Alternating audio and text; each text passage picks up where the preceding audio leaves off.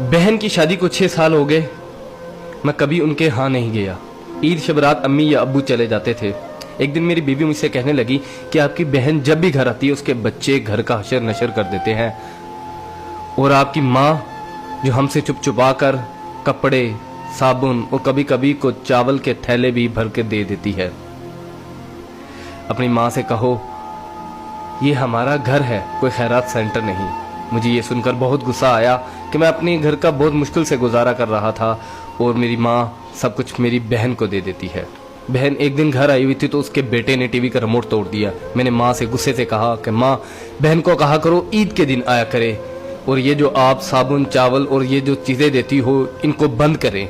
माँ चुप रही, लेकिन बहन ने ये सारी बातें सुन ली।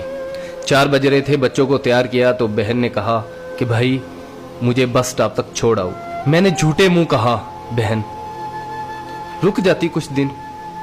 बहन मुस्कुराई और बोली नहीं भाई, बच्चों की छुट्टियां खत्म हो रही हैं, मुझे जाना है।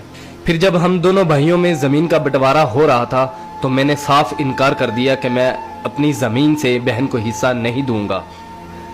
तो माँ ने कहा कि बेटी का भी तो हक बनता है। मैंने गाली देते हुए कहा जो कुछ भी हो जाए मैं बहन को हिस्सा नहीं दूंगा। मेरी बीवी ने भी बहन को बुरा भला कहा, वो बेचारी खामोश थी। बड़ा भाई अलहदा हो गया और मेरे बड़े बेटे को टीबी हो गया और मेरे घर के हालात खराब हो गए। जितना सब कुछ था मैं उसके इलाज पे लगा चुका था। मेरे पास इलाज करवाने के पैसे नहीं थे, मैं बहुत परेशान था।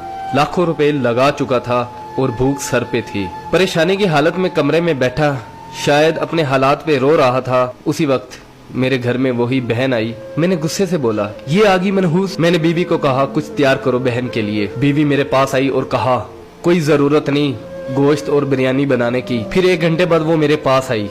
भाई परेशान हो। बहन ने मेरे सर पे हाथ फेरा, कहा बड़ी बहन हूँ तुम्हारी, गोद में खेलते रहे हो, अब देखो मुझसे बड़े लगते हो। फिर मेरे करीब हुई और अपने पर्स से कंगन निकाले और मेरे हाथ पे रख दिए और आहिस्ता से बोली पागल तू एम ही परेशान होता है। बच्चे स्कूल थे, सोचा दौड़ते दौड़ते भाई से मिल आऊं। ये कंगन बेचकर अपना खर्च करो और अपने बच्चे का इलाज करवाओ। शक्ल तो देख जरा तूने क्या हालत बना रखी है। मैं खामोश था, बहन की तरफ देखी जा रहा था। बहन ऐसा से बोली किसी को मत बताना, तुमको मेरी कसम है। मेरे माथे पे बोसा दिया और 1000 रुपया मुझे दिया जो 150 के नोट थे, शायद उसकी जमा पूंजी थी। मेरी जेब में डालकर बोली बच्चों को गोश्त ला देना और परेशान मत हुआ कर। जल्दी से अपना हाथ मेरे सर पे रखा, देख कितने बाल सफेद हो गए। वो जल्दी से जाने लगी तो उसके पैरों की तरफ देखा तो टूटी हुई जूती पहनी हुई थी और पुराना सा दुपट्टा ओढ़ा हुआ था। जब भी आती थी वही दुपट्टा ओढ़कर आती थी। बहन की इस मोहब्बत में मर चुका था मैं। हम भाई कितने मतलब प्रस्त होते हैं, बहनों को पल भर में बिगाना कर देते और बहनें भाइयों का जरा सा दुख बर्दाश्त नहीं करती। मैं हाथ में कंगन